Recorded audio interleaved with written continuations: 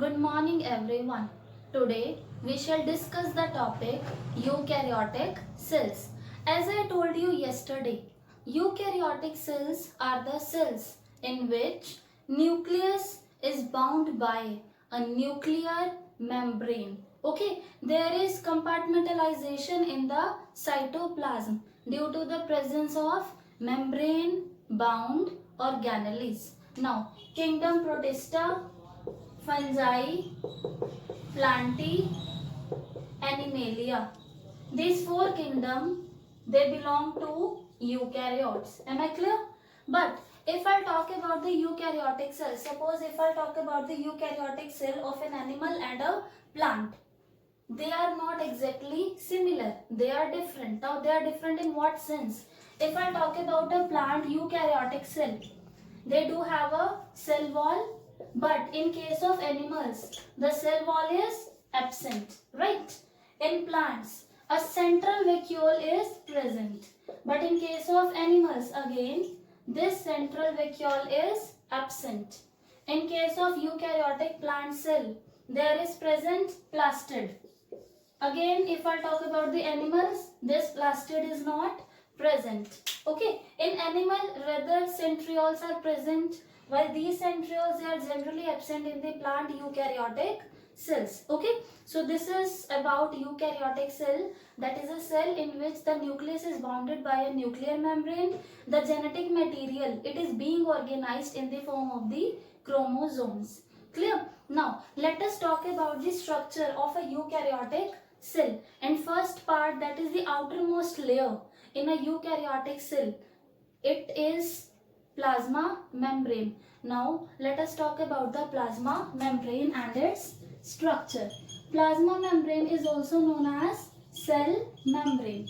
Now, if I talk about its structure, it is having two layers of lipid. Okay, so lipid bilayer is present. Now the lipid layer is like this. There are two ends, head and tail. This end, it is hydrophilic, or I can say polar in nature, while this tail, it is hydrophobic. This is hydrophilic or polar, and this is hydrophobic. Okay, so like in this way, lipid bilayer is present. This is first layer of lipid that I am drawing. So likewise, here, this is the second layer of lipid. Okay, so in the plasma membrane, two layers of lipid are present. Now if you observe one thing, then you can see the polar end, it is towards outside, right? And the hydrophobic tail, it is towards the cytoplasm. This is done, as you know, the cell is to face the outside surrounding, and that outside surrounding contains an aqueous solution, right? So that's why the polar end is towards the outside and the hydrophobic tail is towards the inside. So basically this lipid bilayer consists of the structure of the plasma membrane, which is also known as the cell membrane. Okay, now in addition to lipid bilayer, proteins and carbohydrates, they are also present in the plasma membrane. Okay, now these proteins, they are of two types. The proteins that are present in the plasma membrane, they are of two types on the basis of ease of extraction. On the basis of ease of extraction, suppose if the protein is present inside, that it cannot be extracted easily. The protein that makes a part of the structure of the plasma membrane and it is not able to extract that protein easily, then that protein is known as intrinsic protein,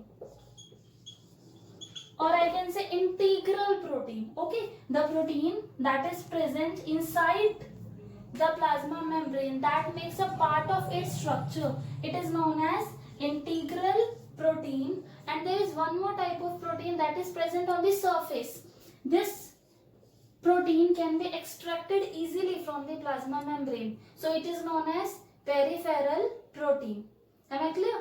So now Singer and Nicholson, these two scientists, they gave a fluid mosaic model for the structure of plasma membrane. Now in this structure, they said that The plasma membrane, the lipid bilayer of the plasma membrane, it is quasi-fluidy in nature. Okay, and in this fluid, the proteins they use to move, means the proteins can move in the plasma membrane as the plasma membrane shows some kind of fluidity. So this is the fluid mosaic model which is given by Singer and Nicholson. Now if I talk about the functions of the plasma membrane, as you all know, plasma membrane is selectively permeable membrane. Now what do you mean by the term selectively permeable membrane? Selectively permeable membrane is a membrane that can allow the movement of certain substances. It doesn't allow the movement of all the substances. It allows the movement of certain substances. That's why it is known as selectively permeable membrane. So plasma membrane is selectively permeable membrane.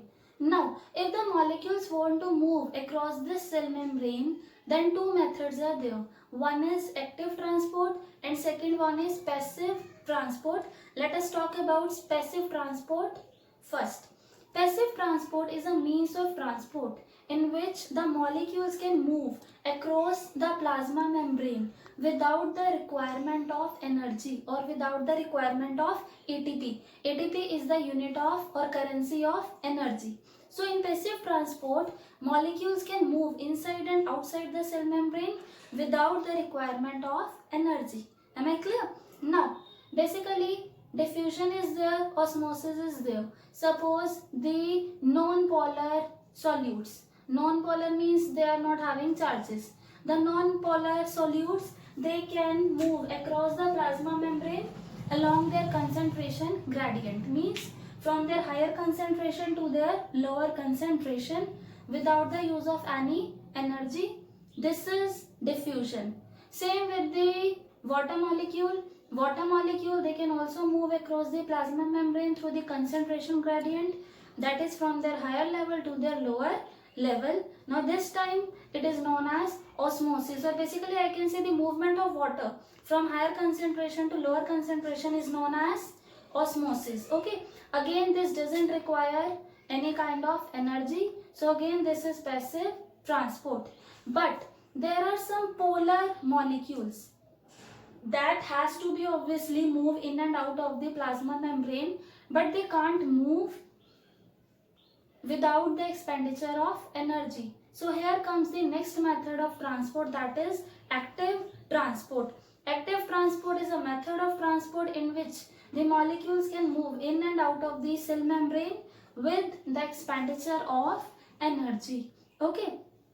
Polar molecules, if they have to be transported, then for this they need special kind of proteins, carrier proteins. Carrier proteins help the polar molecules to be transported along the plasma membrane. Plus, if a molecule has to be transported against the concentration gradient, means if a molecule has to be transported from its low concentration to its high concentration, then obviously there is a requirement of expenditure of energy. And this method in which the molecules are transported against the concentration gradient, that is from their low concentration to their high concentration against the concentration gradient with the expenditure of energy, is known as active transport. So plasma membrane allows a few substances to let in and to go out of the cell by two ways, either with the expenditure of energy, that is active transport, or without the expenditure of energy, that is passive transport. Now let us talk about cell wall.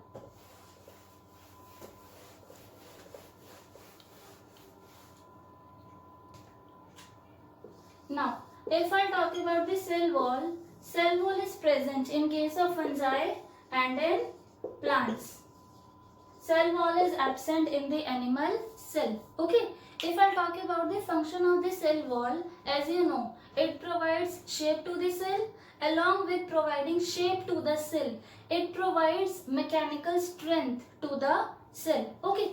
Now, the different cells that are present in a plant cell, okay, these cells, they are joined together. Okay. Now if I'll talk about the composition of the cell wall, in case of plants, if I'll talk, okay, as you had read in earlier classes, plants there are 5 types: algae, bryophytes, pteridophytes, gymnosperm, angiosperm. Okay. Now let me compare the cell wall of algae with the higher plants, that is gymnosperm and angiosperm. Okay. So the cell wall of algae, it is made up of cellulose, galactans, mannans, and some kind of minerals, okay, like calcium carbonate. But if I talk about the cell wall of the higher organism, higher plants, then it is made up of cellulose, hemicellulose. Okay, so this is the basic difference in the composition of the cell wall. Now if I talk about the cell wall of the fungi, cell wall of the fungi, it is made up of chitin. Am I clear? Cell wall provides mechanical strength to the plant.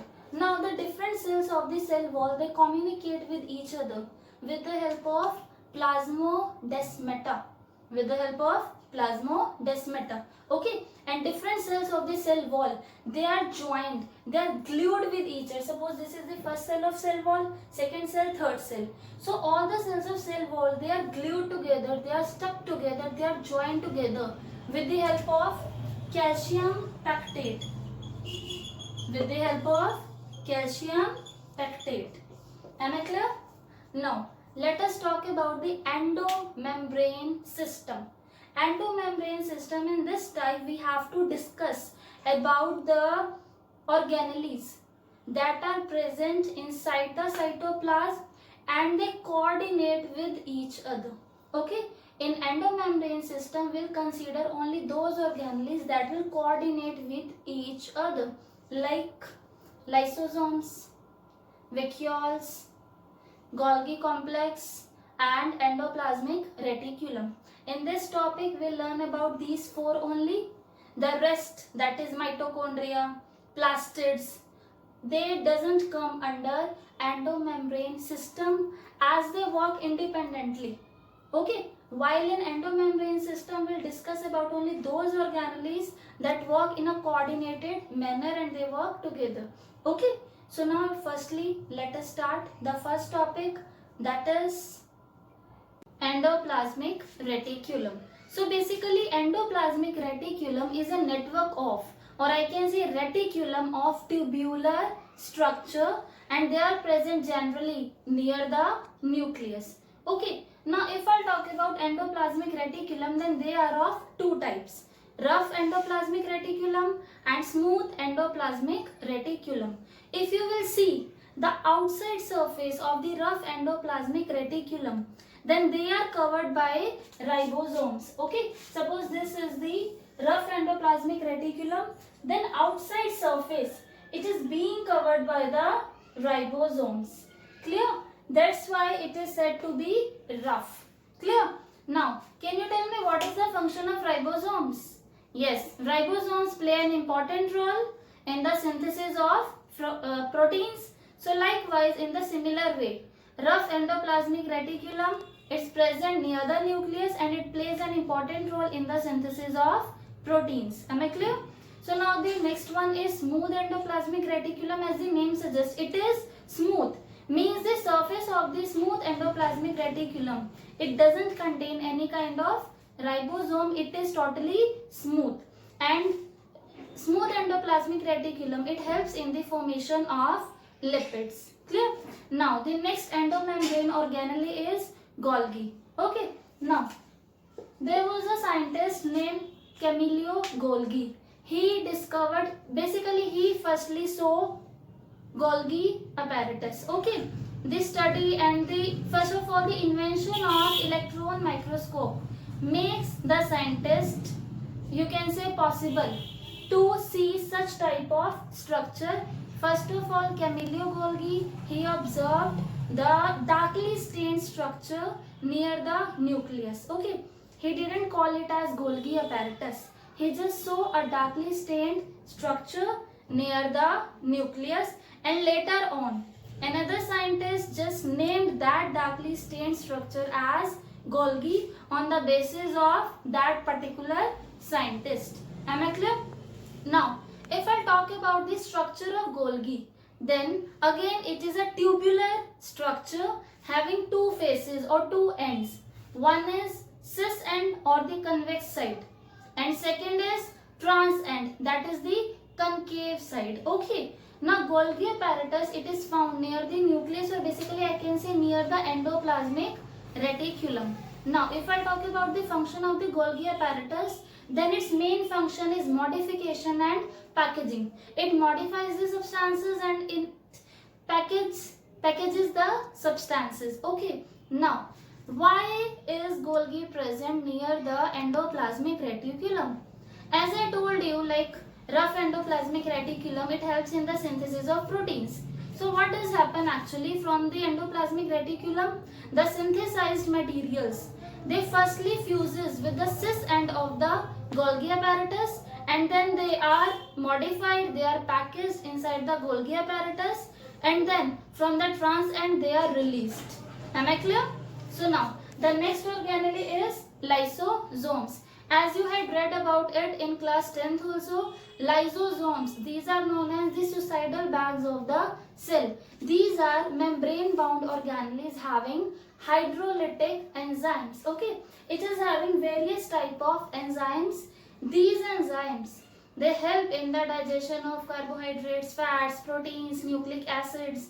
Okay, and whenever any kind of bacteria invades the cell, so these kind of I can say lysosomes, they burst, the hydrolytic enzymes, they are released in the cell, which can cause a degradation of the bacteria.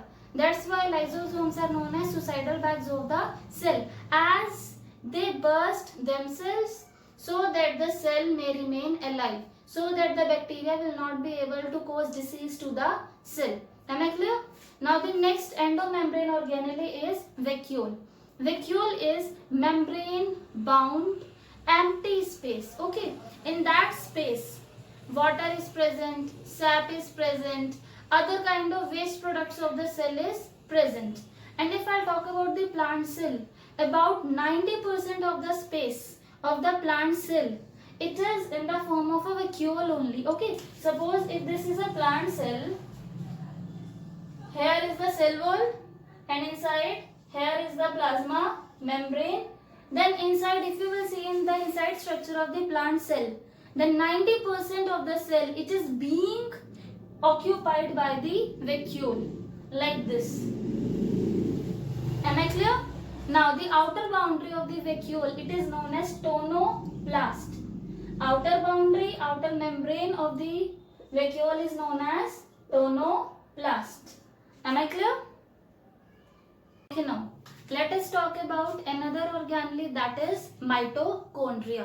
Okay, in your previous classes you might have studied that mitochondria is known as powerhouse of the cell. Why powerhouse? Because here cellular respiration takes place. Okay, and there is release of energy in the form of ATP.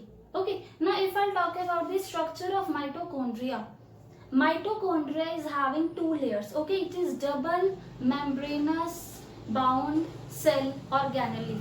The outer one is outer membrane and then inner membrane. Clear? Outer membrane and then inner membrane. Now if you will see the inner membrane, it is not uniform. It has infoldings like this. Suppose this is the outer membrane, then inner membrane is not uniform. It is not like this. It is having infoldings, and these infoldings are called cristae. These infoldings are called cristae, and basically these foldings or cristae are responsible for increase in the surface area. Am I clear? And due to increase in the surface area, they are a major site for the process of cellular respiration. One more thing, mitochondria is also a self, or you can say autonomous organelle. It is semi-autonomous organelle. Can you tell me why? Semi-autonomous means half of its activity can be done by the mitochondria only. Half of the activities can be done by the mitochondria only. While if I talk about the rest organelles which are present in the cell, they are 100% under the control of the nucleus. But this mitochondria is having a limiting power that it can control its activities to a small extent. Why? Because it is having its own circular DNA. Due to the presence of this circular DNA, it is semi-autonomous, as it can synthesize its own proteins, it can control its own activities. Not 100%, but yes, to a limited amount. In addition to its own circular DNA, it is also having ribosomes. But the ribosomes are of 70S type. Like in prokaryotes, I told you 70S type of ribosomes are present. In the similar way, in mitochondria also 70S type of ribosomes are present. Am I clear? Now, if I talk about the next organelle, that is plastid. Plastid is an organelle that is responsible for giving the color to the plant. Clear? Now, the plastids are of different types. So, the plastids are of 3 types on the basis of the pigment that they contain. Chloroplast, chromoplast, leucoplast. Chloroplast, as you had done in earlier classes, it contains chlorophyll. Plus, in addition to chlorophyll, it also contains carotenoids. Okay, and it provides green color to the cell. And these pigments, that is chlorophyll and carotenoids, they are responsible for capturing the energy of the sunlight for the process of photosynthesis. So basically, chloroplast help in the process of photosynthesis by capturing the energy of the sunlight. Now, next type of plastid is chromoplast. Chromo, it used to give different colors to the plant, like red color, brown color, purple color. It contains different kind of pigments like carotenoids, okay, xanthophyll. Now the next one is leucoplast. Leucoplasts are not having any kind of color. Rather, they are used to store the different kinds of materials. So leucoplasts are of 3 types on the basis of the material that they store. First is amyloplast, they are used to store the carbohydrates. Elioplast, they store fats and oils. And last one is aleuroplast. This is used to store the proteins. Okay, now let us come to the structure of the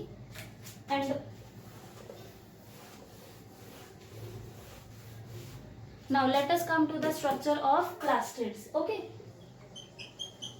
plastids are again double membrane bound structure. It means they are having how many membrane? 2. Okay, first one is outer membrane and then inner membrane. Okay, outer membrane and then inner membrane. Okay, now the space of the inside which is being limited by the inner membrane, this space which is limited by the inner membrane is known as stroma. Now, if we'll talk about the inside part of the stroma, then there are present thylakoids. Okay, basically this type of structure. You had seen pile of coins. These are somewhat like that only. Like this. Thylakoids are there. Am I clear? Like this. Second one. So many are there. And the different thylakoids, they are joined to each other with the help of the lamellae. These thylakoids, they are joined together with the help of lamellae. Clear? Now, as I told you, there are different types of the plastids, and on the basis of that, they perform different type of function. Chloroplast helps in photosynthesis. Chromoplast provides different colors to the plant. Leucoplast helps in storing the materials. Okay. Now, plastids again, as I told you in mitochondria, they are having their own DNA. In the similar way, Plastids are also having their own DNA like this. Okay, so plastids are also having their circular DNA. Now, mitochondria, they were also having ribosomes, right? In the similar way, plastids are also having ribosomes, and these ribosomes are of 70S type. Okay, so now if I'll ask, name two organelles that are present in the cell and they are having their own DNA, then your answer would be mitochondria and plastids. These are two organelles that are having their own DNA. Okay, or if I would ask, name two organelles that are double membraned, then again the answer would be mitochondria and plastid. Okay, now let us talk about ribosomes. As I told you earlier also, ribosomes, they are non-membrane bound organelle, means they are not having any kind of membrane. Clear? Now, ribosomes, they are composed of two things. First is RNA and second is proteins. Okay? Ribosomes are composed of RNA and proteins. What is the full form of RNA? Ribonucleic acid. Okay? Now, ribosomes are of two types, 70S and 80S. Now, what is this S? This S is Swedberg's constant, or I can say sedimentation coefficient. Okay, it tells us about the density. Okay, now this 70S type of ribosome is present in the prokaryotic cell, plus in plastid also, in mitochondria also 70S type of ribosomes are present, and these 80S type of ribosomes are present in the eukaryotic cells. Clear? Now, again, these are having two different units, two different subunits. The 70S type of ribosomes are having two units, that is 50S and 30S. Okay, and 80S type of ribosomes are having two units, that is 60S and 40S. Now, what is the function of ribosomes? Ribosomes, they play an important role in the synthesis of proteins. Am I clear? Thank you.